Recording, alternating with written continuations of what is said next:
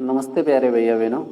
आज के इस वीडियो में हम कक्षा 10वीं गणित के प्रश्नावली 1.2 के तीसरे सवाल को हल करेंगे। तो चलिए वीडियो को शुरू करते हैं। तीसरा सवाल हमें दे रखा है, अभाज्य गुणनखंडन विधि द्वारा निम्नलिखित पूर्णांकों के एचसीएफ मतलब महत्तम समापवर्तक और लघुत्तम समापवर्तक एलसीएम ज्ञात कीजिए।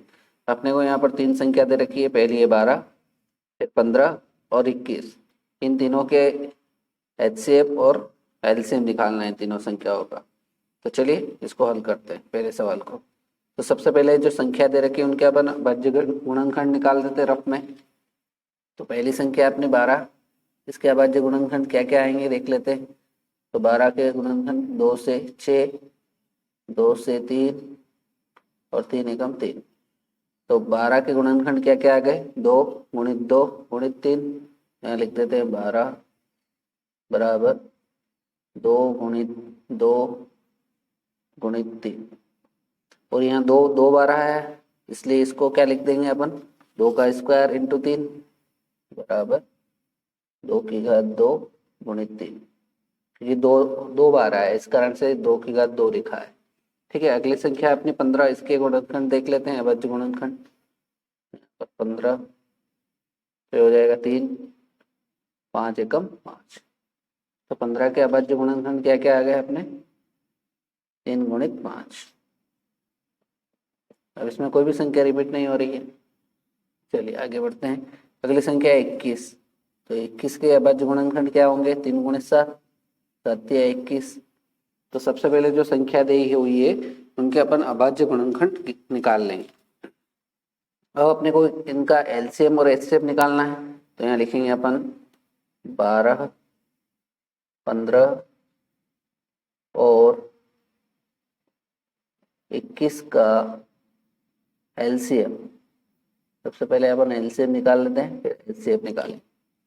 तो किन्हीं भी संख्याओं का एलसीएम क्या होता है, अभाज्य गुणनखंडों की सबसे बड़ी घातों का गुणनफल। जो अभाज्य गुणनखंड अपने को आए हैं उनकी सबसे बड़ी घातों का गुणनफल। जैसे यहाँ 3 है तो यहाँ पर भी 3 है, जैसे यहाँ पर इसकी घात 1 है और यहाँ पर भी 1 है। लेकिन अगर यहाँ पर 2 घात होती तो एलसीएम में अपन बड़ी घात को लेते, छोटी घात को नहीं लेंगे। तो एलसीएम क्या होता है, लिख देते हैं अपन अभाज्य गुणनखंडों की अभाज्य गुणनखंडों की सबसे बड़ी घातों का सबसे बड़ी घातों का गुणनफल।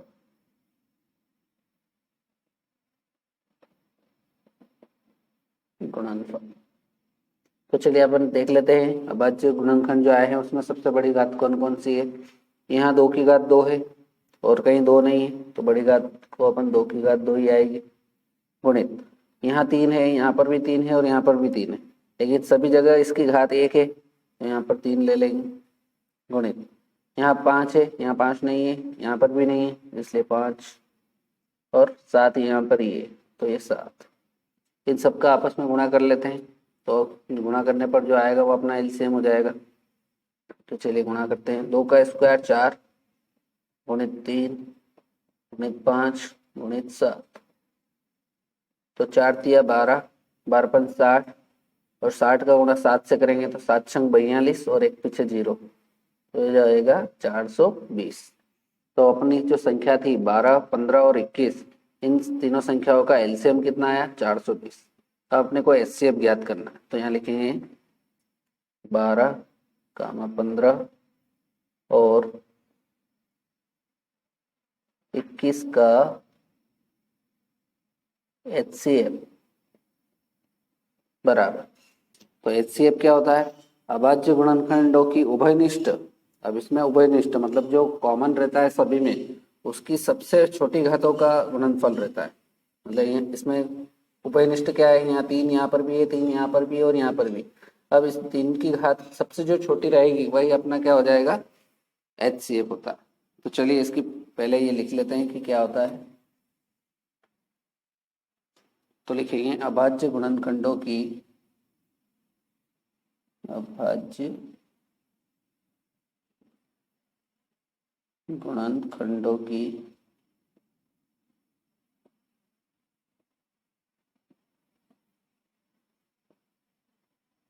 उभयनिष्ठ, इसमें ये याद रखना है आपको, उभयनिष्ठ मतलब जो कॉमन हो सभी में, उभयनिष्ठ सबसे छोटी घातों का गुणनफल। एलसीएम में सबसे बड़ी घात लेते हैं और एचसीएफ में सबसे छोटी घात का गुणनफल होता है। सबसे छोटी घातों का गुणनफल,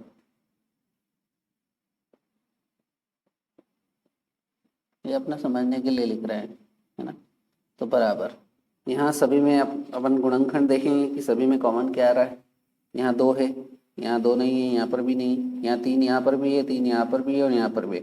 और अपने एचसीएफ में सबसे छोटी घात लेना है। यहाँ पर भी 3 की घात 1 है, यहाँ पर भी 1 है और यहाँ पर भी है।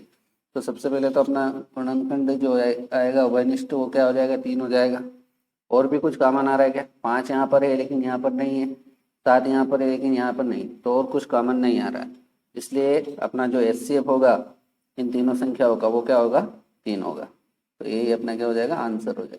तो इस प्रकार से अपना को जो पहले भाग में जो 3 संख्या दे रखी थी 12, 15 और 21, इसका एलसीएम कितना आया 420 और इसका एचसीएफ कितना है 3 है।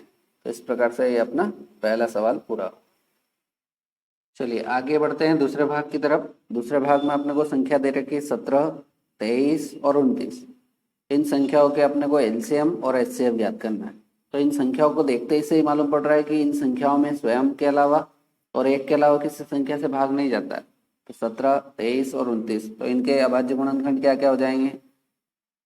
17 के अभाज्य गुणन क्या होंगे, 17 गुणित 1, क्योंकि और किसी से भाग नहीं जाता है। 23 का भी ऐसा ही, तो 23 बराबर क्या हो जाएगा, 23 गुणित 1। और 29 का भी ऐसा ही, 29 बराबर 29 गुणित 1। अब आपको इसका पहले एलसीएम निकाल देते हैं। तो यहाँ लिखेंगे 17, 23 और 29 का एलसीएम, लघुत्तम समापवर्तक क्या होगा।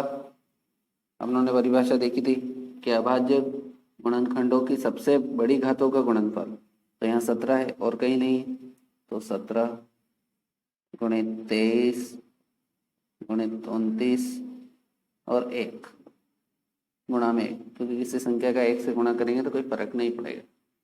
चलिए इन सभी का आपस में गुणा कर लेंगे। तो टॉप में अपन गुणा करके देख लेते हैं। पहले गुणा करना है 23 का 17 में, तो 23 गुणित 17, तो ये हो जाएगा 17 दिया 51 का 1 हासिल आया 5, 17 दूनी 34, 34 और 5 39, तो ये आ गए 391। अब इसका 29 में गुणा कर देते हैं, ये हो जाएगा 29, 29 का 29 का 9 हासिल आया 2, 29 नम 29 नमा की होता है 261 और 2 263 का 3 हासिल कितना बच गया 26, 29 दिया 87, तो 87 और 26 कितना हो गया ये 113, 113। तो ये अपना गुणा करने पर कितना आया 11,339, तो यहाँ लिख दें। और इसका गुणा 1 से करेंगे तो ये इतना ही आएगा, तो ये 11,339 अपना क्या आ गया, एलसीएम आ गया। अब अपने को एचसीएफ निकालना है, तो यहाँ लिखेंगे 17, 23 और 29 का एचसीएफ।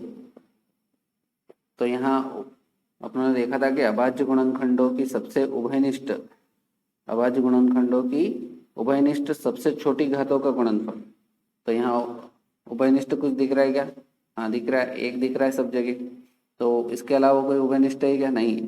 तो सबसे छोटी घात भी सभी पर 1 ही घात है, तो यहाँ अपना एचसीएफ कितना आ जाएगा, 1 आ जाएगा। तो ये अपने क्या हो जाएंगे, आंसर हो जाएगा। अतः अपनी दी गई संख्याओं का 17, 23 और 29 का एलसीएम कितना आ गया 11,339, और इन्हीं संख्या 17, 23, 29 का एचसीएफ कितना आ गया, 1 आ गया। तो ये अपना उत्तर।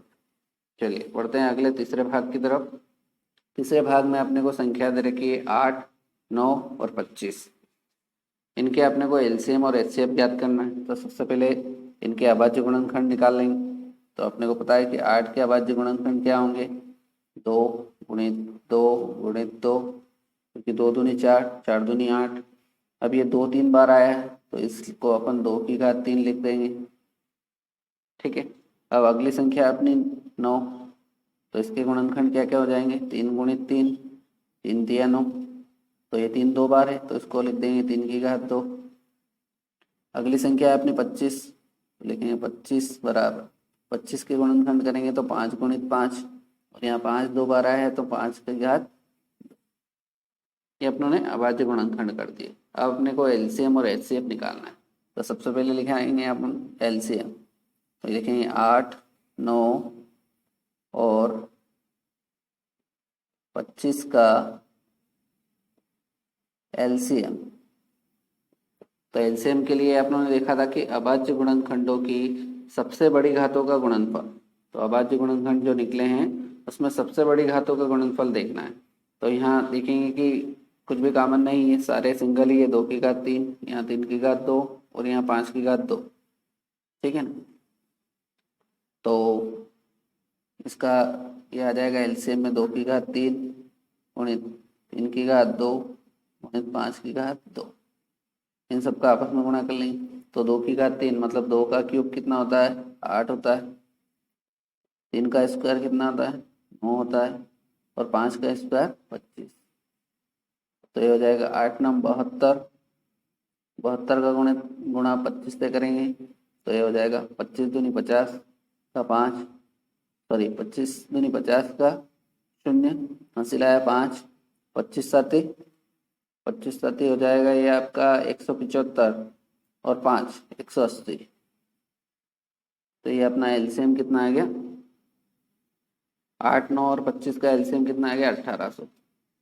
अब अपने को एचसीएफ निकालना है। तो लिखेंगे 8 9 और 25 का एचसीएफ।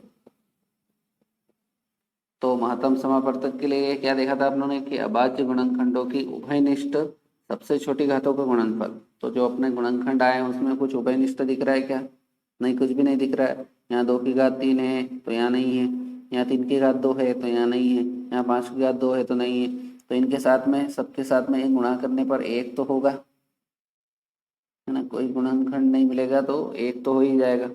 तो यहाँ पर एचसीएफ कितना आ जाएगा, 1 आ जाएगा। तो इस प्रकार से जो अपने को दी गई संख्या थी 8 9 25, उसका एलसीएम कितना है 1800, और 8 9 25 का एचसीएफ कितना है 1। तो इस प्रकार से ये अपना तीसरा नंबर का सवाल पूरा हुआ। उम्मीद करता हूँ कि ये सवाल आपको अच्छे से समझ में आ गया होगा। तो आज के वीडियो में इतना ही, मिलते हैं अगले वीडियो में नए सवाल के साथ। जय हिंद, जय भारत।